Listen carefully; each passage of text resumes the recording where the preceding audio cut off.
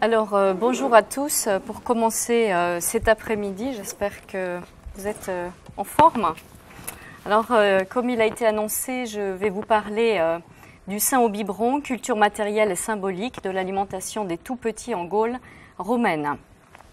Cette présentation concerne l'un des aspects de ma thèse, dont vous avez ici le titre. Le territoire dont je traite comprend les trois Gaules, Aquitaine, Belgique, Lyonnaise ainsi que la Narbonnaise. Le cadre chronologique va du 1er siècle avant Jésus-Christ au 5e siècle après Jésus-Christ. Bien que cette fourchette temporelle puisse sembler large, elle se justifie par la durée de production de ces récipients.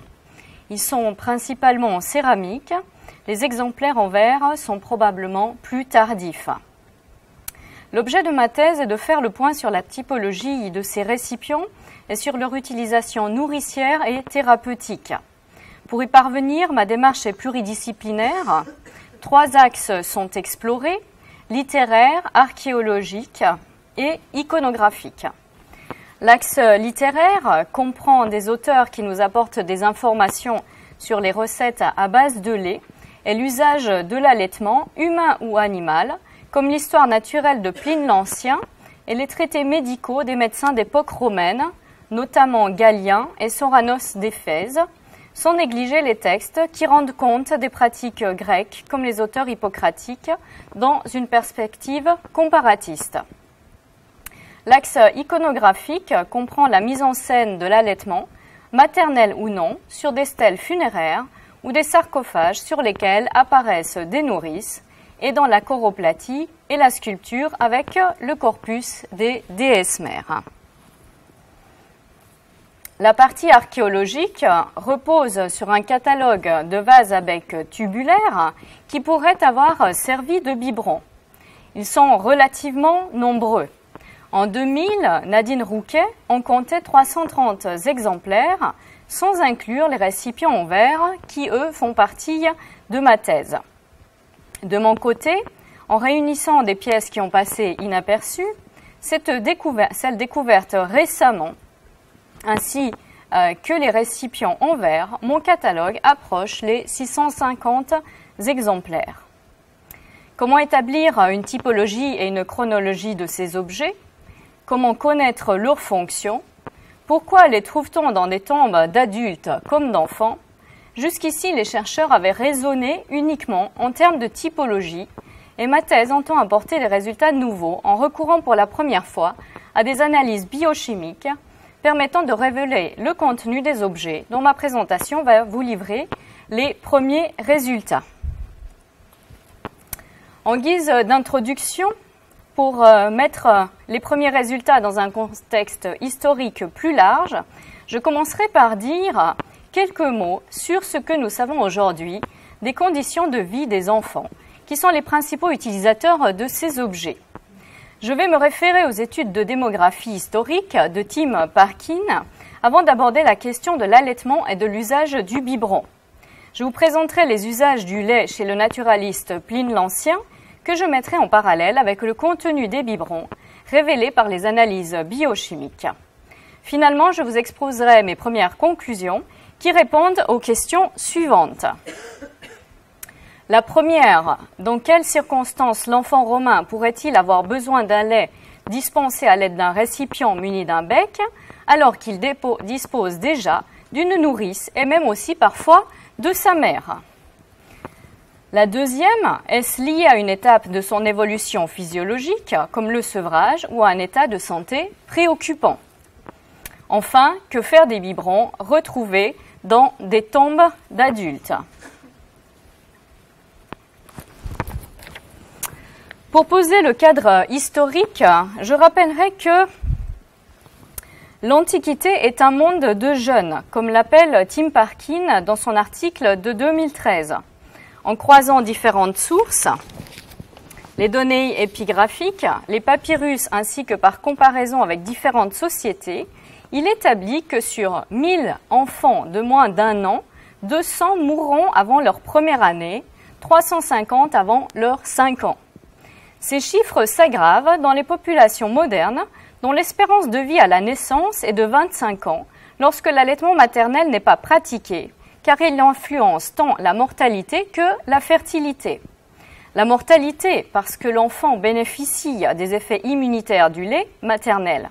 Il sera donc davantage protégé des virus et carences nutritives et par là d'une mort précoce.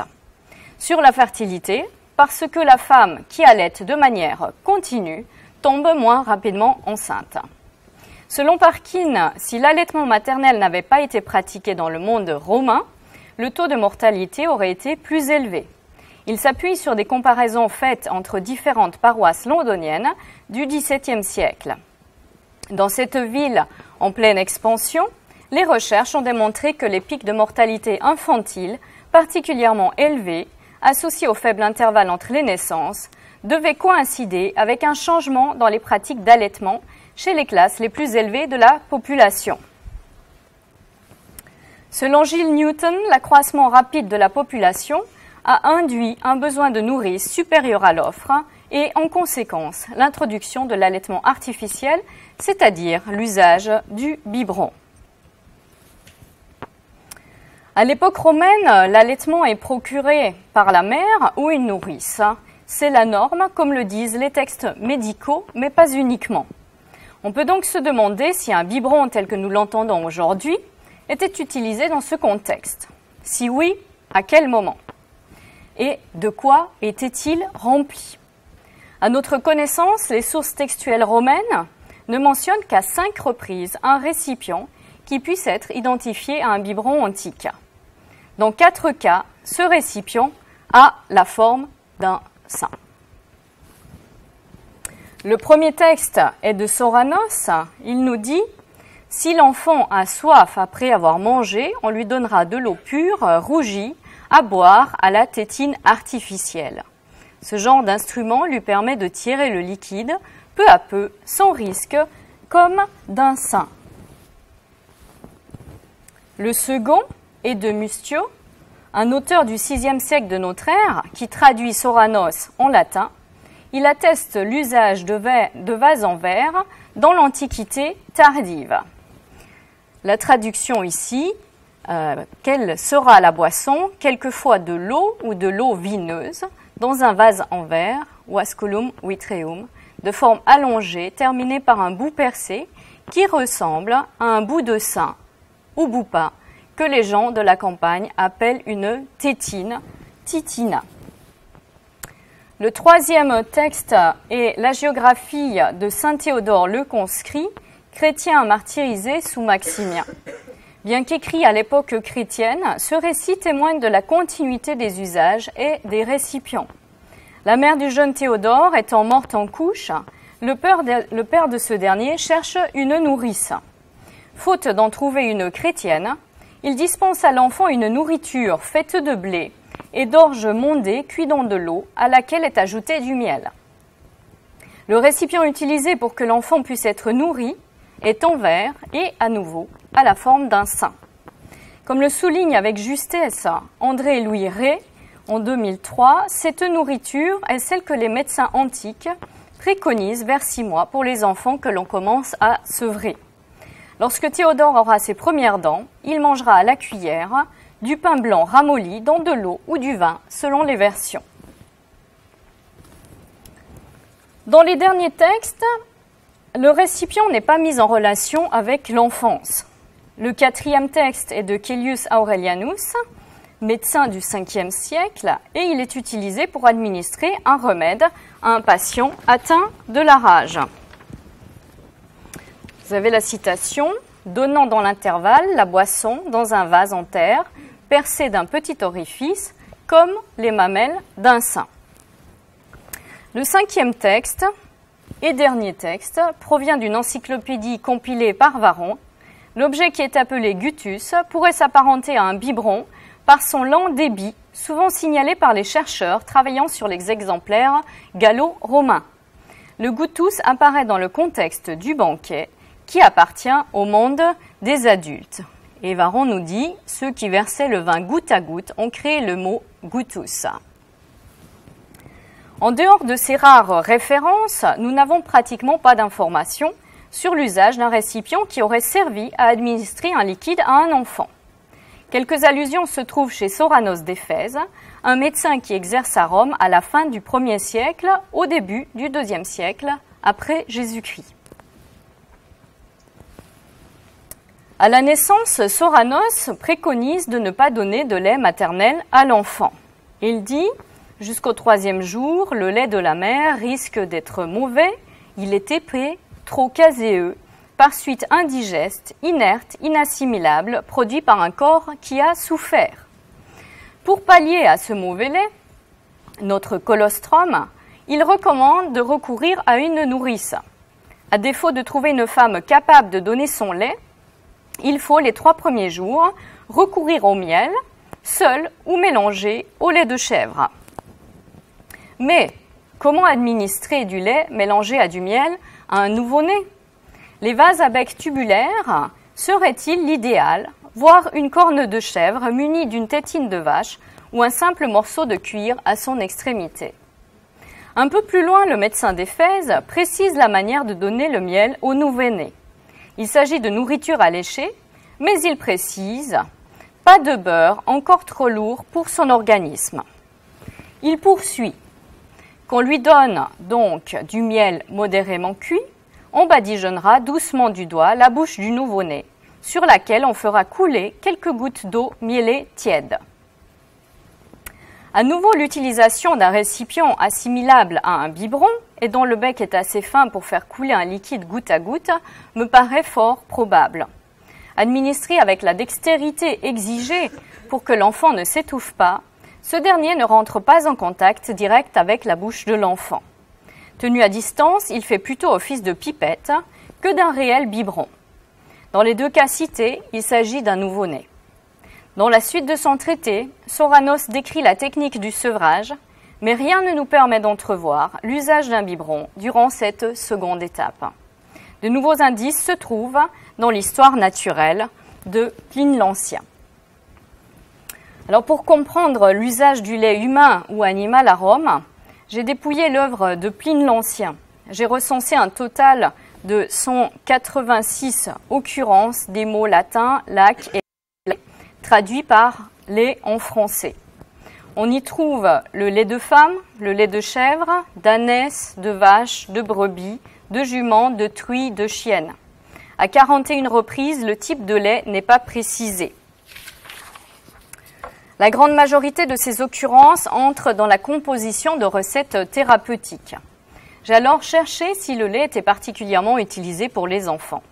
Cependant, Pline ne mentionne que très rarement le destinateur du remède. Seuls 2 d'entre eux sont pour des enfants. Et vous les avez ici. Les anciens avaient dans leur secret d'administrer avant le repas une émine de lait d'ânesse ou à défaut de lait de chèvre aux enfants qui souffraient de tranchées en allant à la selle. Et le second, le lait de chèvre ou la cervelle de lièvre en friction sur les gencives facilite la dentition. Dans ces 2 prescriptions, le lait préféré pour les enfants est celui d'ânesse ou de chèvre. Dans la première, il n'est pas possible de savoir si un biberon était utilisé. La seconde recette rappelle le doigt qui nappe de miel la bouche de l'enfant chez Soranos. Un vase à bec a peut-être servi à déposer le lait sur les gencives, comme je l'avais suggéré précédemment à propos du miel. Ça reste un point d'interrogation. Quant à un poème de Lucrèce, poète philosophe du 1er siècle avant Jésus-Christ, dans lequel l'auteur compare la philosophie d'Épicure à une amère absinthe, il nous montre qu'une simple coupe, pocula, pouvait être utilisée pour administrer des médicaments à des enfants. Il est dit, quand les médecins veulent donner aux enfants la répugnante absinthe, ils parent auparavant les bords de la coupe d'une couche de miel blond et sucré. De la sorte, cet âge imprévoyant, les lèvres séduites par la douceur, avalent en même temps l'amère infusion et, dupe mais non victime, on retrouve au contraire force et santé. Ces informations très fragmentaires peuvent être aujourd'hui complétées par les analyses du contenu de vases à bec tubulaire. À ce jour, j'ai sélectionné 5 biberons provenant de contextes archéologiques bien documentés. Ils ont fait l'objet d'analyses biochimiques dans le laboratoire du fameux Nicolas Garnier à Vic-le-Comte. Ils proviennent tous d'Auvergne. Leurs sites de découverte sont Beaumont-Pourliat, Pérignat-sur-Allier, Gersat-le-Pâtural. Les 3 derniers ne sont pas encore publiés. Je peux vous donner les premiers résultats qui ont paru l'année dernière dans un article de l'ASFECAG. Les analyses des 5 biberons ont montré la présence de produits laitiers dans 4 des récipients. Dans le récipient de la sépulture 7 de Pourliat, il y a, en plus du produit laitier, de la cire d'abeille, des mammifères sphingolipides, du raisin vin, probablement blanc. Les restes osseux comprennent les tibias et une partie du crâne d'un individu de moins d'1 an. Dans le récipient de la sépulture 22 de Pourliat, il y a, en plus du produit laitier, du jus de raisin ou vin rouge. Il s'agit cette fois d'un très jeune enfant dont l'âge au décès n'est pas précisé mais est moins de 6 mois. Dans le récipient de Gersat-Pâtural, il y a, en plus du produit laitier, des cires végétales et du jus de raisin, vin rouge. Il s'agit d'un enfant âgé d'un peu plus d'1 année.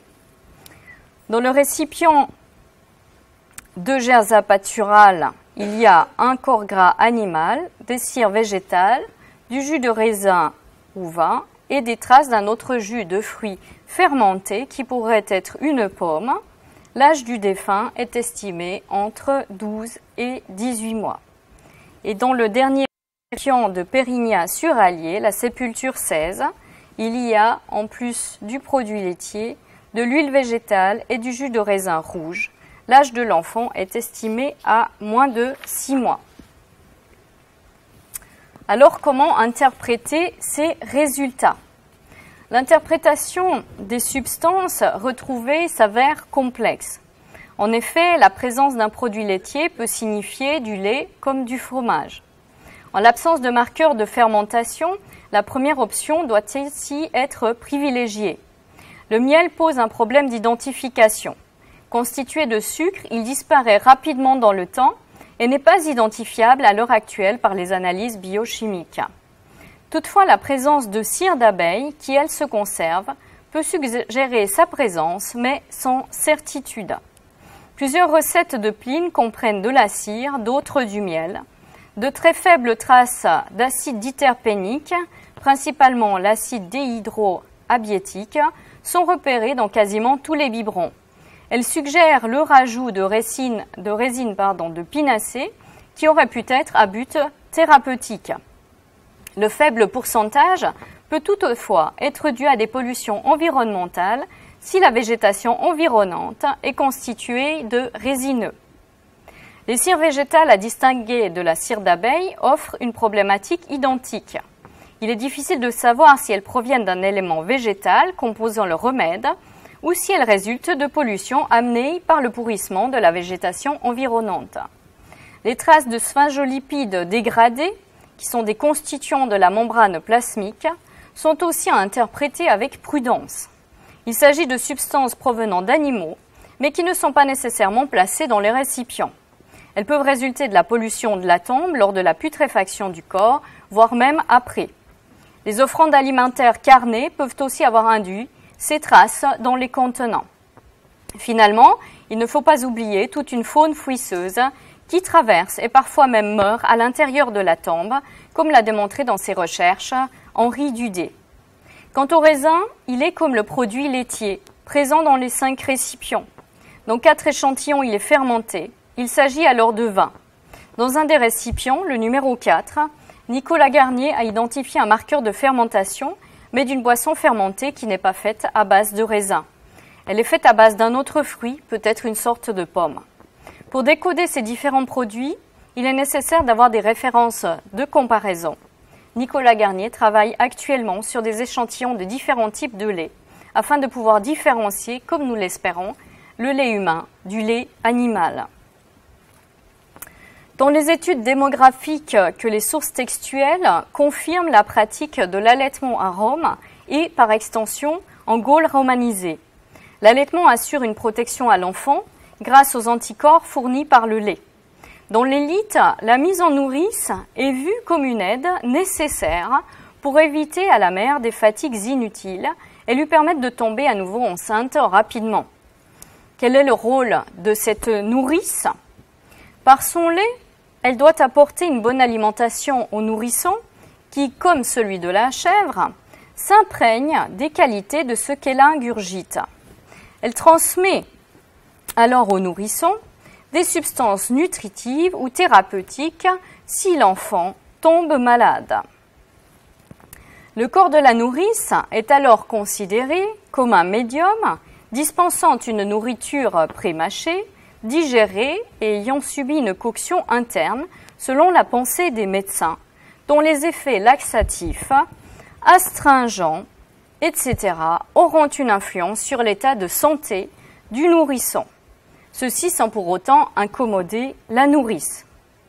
Face à cette nourrice toute puissante, l'usage d'un récipient semble superflu. Pourtant, des centaines de vases à bec tubulaire proviennent de tombes d'enfants, ce qui suggère qu'ils ont été utilisés pour eux. Comme on l'a vu dans son traité de médecine, Soranos laisse entendre à 2 reprises qu'un objet avec un bec plus ou moins fin pourrait simplifier l'administration d'un substitut nutritif, de l'eau mielée ou du miel mélangé à du lait de chèvre. Pline suggère aussi que le lait d'animaux, ânesse ou chèvre, était bu par les enfants ou frictionné sur les gencives pour favoriser la dentition. Si un simple gobelet pouvait convenir pour faire boire des enfants ayant une certaine autonomie face à la prise de leur nourriture, il paraît plus difficile de verser avec un simple récipient du lait sur les gencives. Chez Soranos, ce genre d'opération délicate semble avoir nécessité des récipients pipettes du type de nos mystérieux biberons. Avec la description du Gutus, Varron confirme l'existence de ce genre d'ustensile, même si son usage concerne le banquet. Ceci n'est pas forcément contradictoire, puisque dans son ouvrage Hippocratic Receipts, Laurence Toutelin remarque que les différents récipients utilisés pour la fabrication-administration des remèdes sont les mêmes que ceux utilisés en cuisine. De plus, la fine tubulure laisse parfois difficilement passer même de l'eau qui coule goutte à goutte, comme l'avait remarqué Nadine Rouquet. La chercheuse avait conclu à un bec aspirant plutôt que verseur, ce qui l'a conduite à considérer ces objets comme des tire-laits. À ce stade, j'en conclus que le biberon entre en scène dès la naissance comme substitut de la nourrice et d'un mot, le colostrum. Il intervient ensuite tout au long de l'enfance et probablement bien plus tard lorsque l'administration d'une substance thérapeutique est nécessaire. Il n'est donc pas un biberon tel que nous l'entendons aujourd'hui, ce que les analyses biochimiques semblent confirmer à ce stade. Réalisée sur 5 récipients, celle-ci démontre que 4 contenaient un produit laitier, alors que tous contiennent un produit de la vigne, fermenté ou non, parfois de la cire d'abeille, qui peut indiquer la présence ou non du miel. Ce genre de composition coïncide étonnamment bien avec les recettes thérapeutiques recensées par Pline l'Ancien. Ce dernier ne donne que rarement l'âge et le sexe des individus à qui le remède doit être administré, suggérant une adaptation des prescriptions selon le type d'individu. Le grand nombre de biberons trouvés dans les tombes d'enfants va de pair avec les courbes démographiques et la forte mortalité infantile. L'usage en tant que pipette à malade inclut les adultes et surtout les vieillards, considérés par les anciens comme des enfants. Quant au lait, un texte d'Artémidore confirme son usage pour des adultes malades que le manque de force a rendu dépendants d'une main nourricière. Et vous avez ce texte. Les enfants au sein sont en effet sans force et au vrai, même les adultes, quand ils sont malades et ne peuvent prendre de nourriture, s'alimentent de lait. Les analyses biochimiques ne permettent pas d'exclure que la dernière fonction de ces objets ait été purement symbolique. Et je vous remercie pour votre attention.